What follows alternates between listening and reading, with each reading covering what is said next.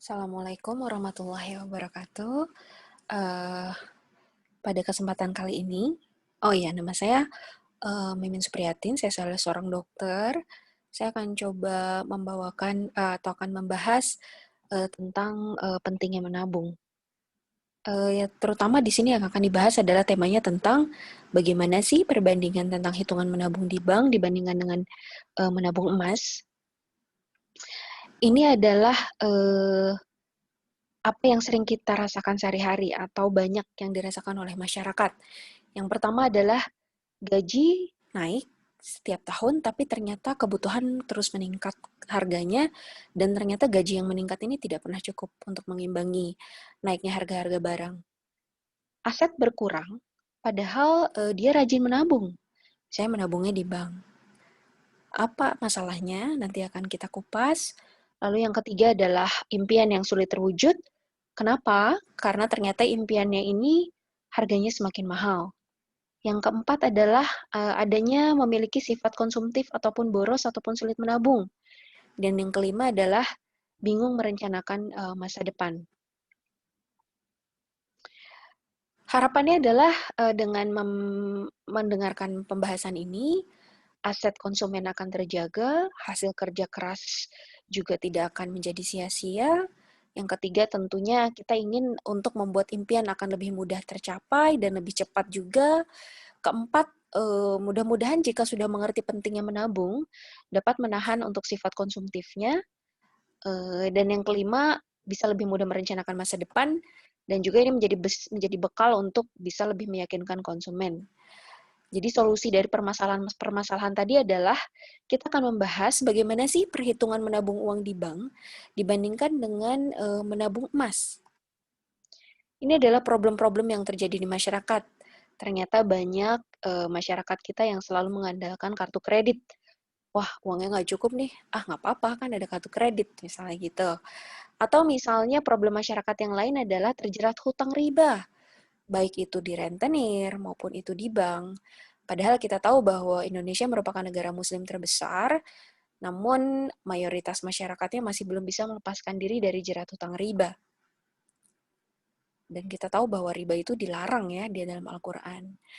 Problem selanjutnya adalah penghasilannya meningkat setiap tahun, namun masih tetap sulit menabung.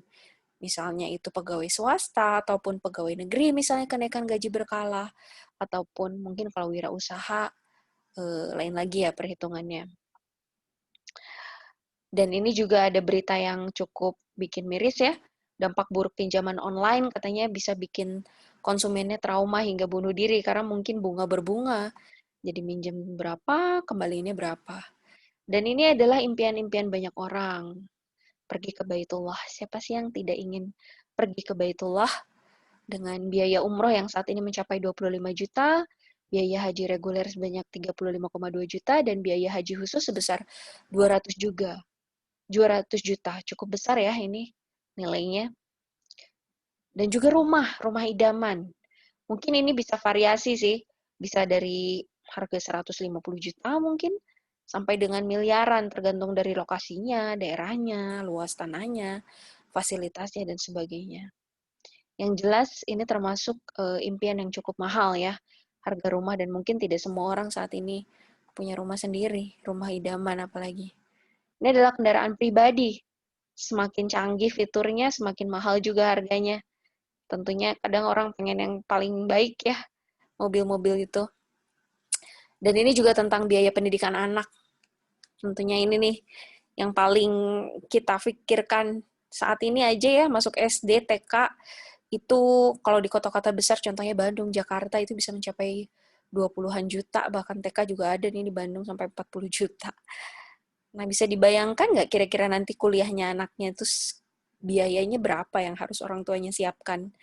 Apalagi kalau misalnya kuliahnya mau ngambil kedokteran juga. Ya, jadi harus betul-betul diperhitungkan secara matang. Dan bagaimana perhitungan solusi finansialnya? Ini bisa dikatakan ada beberapa pembagian. Ini salah satu pembagiannya ya dari beberapa pilihan. Yang pertama adalah 60% tentunya digunakan untuk kebutuhan pokok, dan sebesar 10% ini adalah digunakan untuk tabungan atau investasi. 10%-nya untuk lifestyle, dan 10%-nya untuk zakat, infak, sedekah, wakaf, dan 10%-nya untuk dana darurat. Jadi pilihannya mikir nih, mau nabung uang, deposito, atau emas ya? Mana sih yang lebih baik? Oke. Ini adalah menurut data statistik di Bank Indonesia bahwa inflasi di Indonesia itu selama kurun waktu 10 tahun terakhir itu rata-rata sebesar 5,94% atau kisaran antara 5 sampai 8%. Artinya apa? Artinya harga barang dan jasa ini akan naik sebanyak 5 sampai 8% per tahun. Ini adalah ilustrasinya. Jika rata-rata inflasi sebanyak 6% per tahun, maka misalnya ini makanan seharga 100.000, maka dengan adanya inflasi dia akan meningkat harganya menjadi 106.000. Dan tabungan mana yang harus kita pilih? Tabungan yang besarnya 1%, tentunya ini di bawah inflasi, atau tabungan yang besarnya sebanyak 15%. Yang ini tentunya akan mengimbangi inflasi. Mana yang akan kita pilih? Tentunya yang ini ya, yang besarnya 15%. Tabungan apakah itu? Nah, apakah bank, deposito, atau emas? Kita akan lihat ya. Bagaimana sih pertumbuhan tabungan? Mungkin ini kadang orang nggak terlalu pengen tahu ya, nabung di bank berapa banyak sih persennya, bunganya per tahun. Dan tentunya kalau banknya konvensional itu adalah bunga riba ya. Itu juga belum termasuk biaya admin dan lain-lain. Ternyata kebanyakan rata-rata kebijakan bunga bank yang ditentukan oleh Bank Indonesia adalah tabungan sebanyak 0 sampai 1 juta itu 0%. Jadi kalau di bawah sejuta ya yang ada terus dikurangi admin ya. Berapa banyak ini 500 juta sampai 1 miliar ini baru sekitar 1,3% per tahun. Dan bisa Bapak Ibu lihat bahwa yang di atas 1 miliar pun bunganya hanya 2% per tahun, di mana itu di bawah rate dari inflasi yang bisa mencapai 6%. Gitu. Jadi berarti seimbang nggak kalau nabungnya di bank? Tidak mengimbangi besarnya inflasi. Ini sebagai ilustrasi lebih jelas ya. Ketika dana sebanyak 10 juta kita tabungkan, maka yang akan kita dapatkan adalah menurut perhitungan bunga tadi, bunganya sebanyak 90.000. Bunga ini lalu yang bunga termasuk riba ini juga akan dipotong pajak 20% sebanyak 18.000 dan bunga setelah pajak itu besarnya 72.000. Berapa biaya admin setahun? Itu ternyata 138.000. Jadi 72.000 kurang 138.000 jadi minus 66.000. Jadi yang ada selama setahun ketika kita tidak menambah tabungan kita di 10 juta, maka total saldonya menjadi berkurang sebanyak 9,934. Return-nya di sini akan menjadi minus 0,66%. Semakin besar tabungannya, tentunya minusnya semakin kecil karena bunganya semakin besar. Sedangkan adminnya tetap ya. Makanya di sini semakin besar tabungannya, maka minusnya juga semakin kecil. Artinya apa? Sebetulnya jika kita menabung dengan metode konvensional, sebetulnya tabungan atau aset kita tidak menjadi bertambah, tetapi kita malah menjadi semakin miskin. Sedangkan bagaimana dengan pertumbuhan deposito? Ini sebagai contoh tahun 2007 kita misalnya dapat dana 1 miliar, kita depositokan nih. Ternyata didepositokan bunganya jauh lebih tinggi dibandingkan bunga bank biasa. Bisa mencapai 10% per tahun. Sehingga ketika didiamkan sampai tahun 2012, besarnya bisa mencapai 1,64 M. Besar ya Bapak Ibu ya. Tetapi bagaimana jika kita bandingkan dana 1 miliar di tahun 2007 ketika kita belikan emas? Harga emas saat itu kurang lebih sekitar 195.000 kalau nggak salah ya, per gram. Jadi kurang lebih jika dibelikan emas adalah 5 kilo. Dan dibandingkan dengan tahun 2012, ternyata harganya meningkat menjadi 550.000. Dan menjadi totalnya jika diuangkan menjadi tabungan 5 kg ini menjadi 2,75 M. Bisa dibandingkan selisihnya hampir 0,9, hampir 900 juta ya. Jadi selisihnya bisa mencapai 1 miliar. Perbedaan antara menabung deposito dan menabung di emas. Kenapa bisa seperti itu? Nah, nanti akan kita bahas. Bagaimana dengan pertumbuhan deposito? Kalau tadi 10% per tahun, ini adalah contoh bank luar ya, di mana dia untuk 12 bulan juga bunganya tidak mencapai 10%. Artinya lebih kecil lagi dari yang tadi.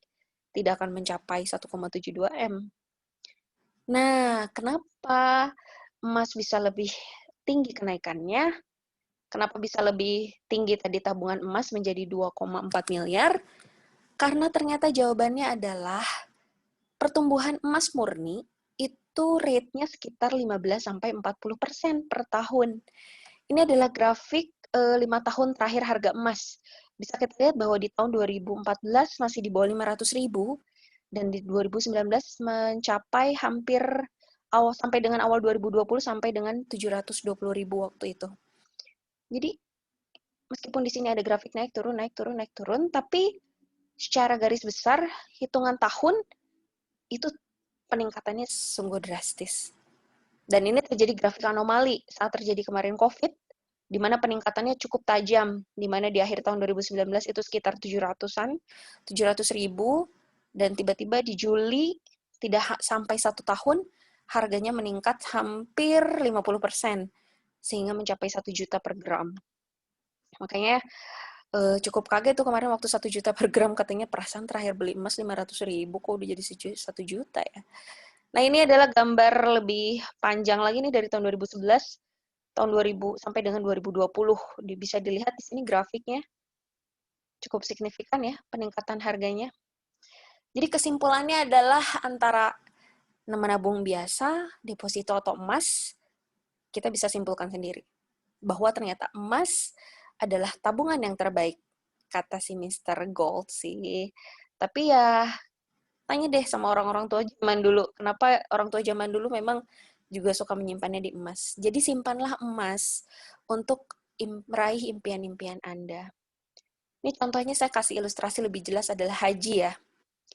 Kenaikan harga setelah inflasi 6% per tahun. Nilai asalnya segini, setelah 5 tahun harganya kalau kita nabung rupiah dalam bentuk uang, terus naik. Jadi nggak kekejar-kejar tabungannya, karena kita menyimpannya dalam bentuk uang.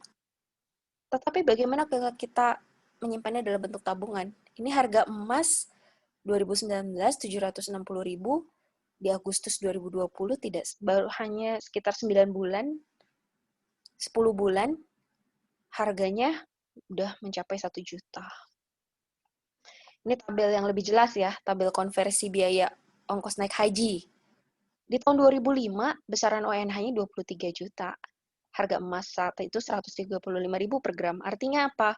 Untuk mencapai ONH ini, maka seseorang harus mengumpulkan sampai dengan 174 gram. Oke, 174 gram kita simpan di tahun 2005. Tetapi, jika kita ikuti sampai tahun 2013, yang mana harga dirupiahkan juga harga ONH semakin naik, tetapi ini juga diikuti oleh harga emas, di mana emas itu memang akan selalu naik kecenderungannya.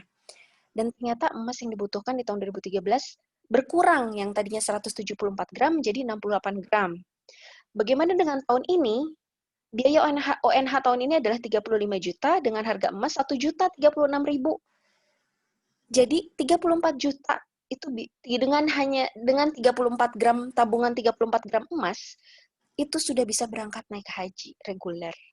Sehingga tabungan yang 174 gram ini jika terkumpul, maka yang berangkat bukan hanya 1, tapi 5 orang.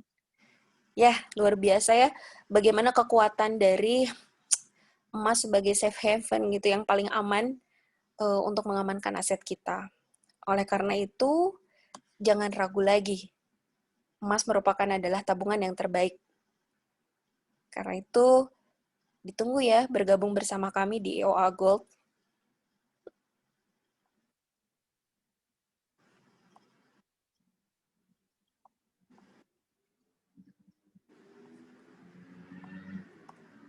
Assalamualaikum warahmatullahi wabarakatuh.